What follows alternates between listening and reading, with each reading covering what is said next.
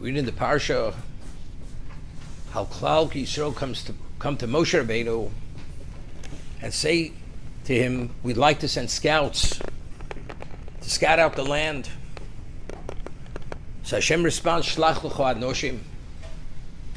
I don't encourage it, but I authorize it. Shlach lecha.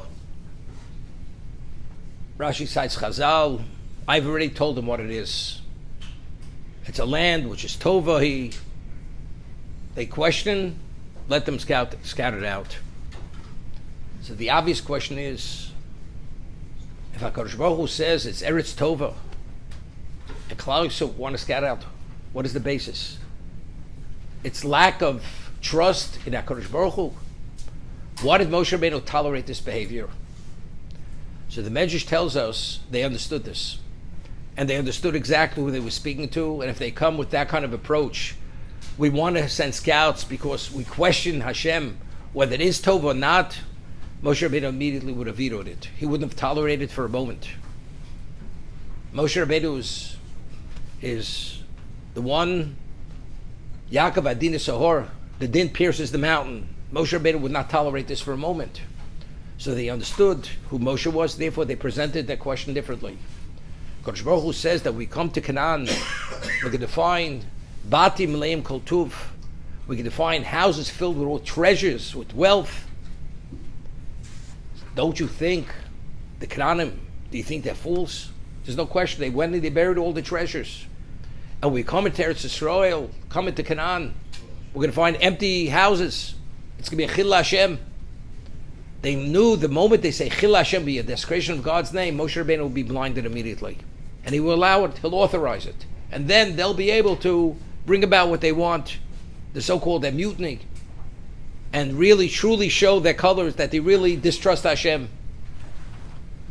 But the question is, which seemingly is a question, if HaKadosh Baruch Hu says there's going to be Batim Leim Kol Tuv, what do you mean they're going to hide it?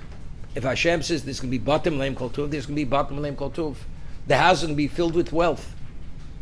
What is the question? What do you need scouts? If Hashem says you're going to be wealthy, you'll be wealthy. You're going to have bounty, you're going to have bounty. So what's the question? So I was thinking, we find by Shemitah, HaKadosh Baruch Hu says, V'chaltem nosova, that although you're not permitted to harvest and to plow and to plant in the 7th year, but the 6th year crop, ochalta l'sova, you lead it to a sated point. So Rashi cites Chazal, ochel kimo mizbarach b'meov, eat a minuscule amount and it becomes blessed in one's innards. So, however, the Torah continues, says, v'chisomru ma nochal, but if you ask the question, what are we going to eat? We didn't plant. So HaKadosh Baruch Hu says, v'tzivisis berchosi, that the 6th year yield is going to be a 3-year crop, which will cover you for 3 years. So the Sefarno asks, but HaKadosh Baruch Hu already says, V'chaltem nosova. You eat a minuscule, it's equivalent to eating a large amount. It's mizbarach b'meov. So what do you need the 3-year crop, the bounty? What do you need a bumper crop of 3 years?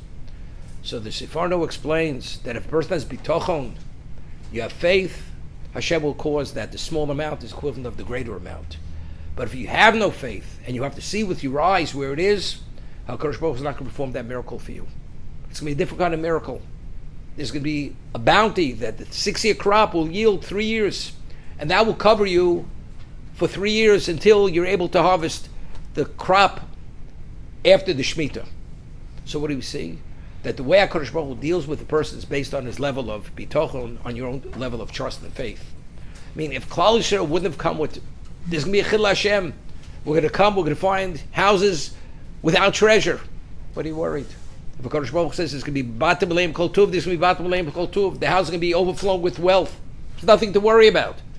And in fact, if that is the reality, you're going to find it. But what about if you come with a question, but who says it will be there? What who says? HaKadosh Baruch Hu says this will be there. You're lacking in faith. Once you're lacking in faith, then it's not simple. The Canaanites, they're going to bury their treasures. So based on their level, Moshe Rabbeinu understood they're not going to merit that miracle. So if they're not going to merit the miracle, there's a basis to send scouts, because now we have to go b'derech hateva. We have to follow the natural course of of conquest that you first have to find spies to see exactly where the treasures are located.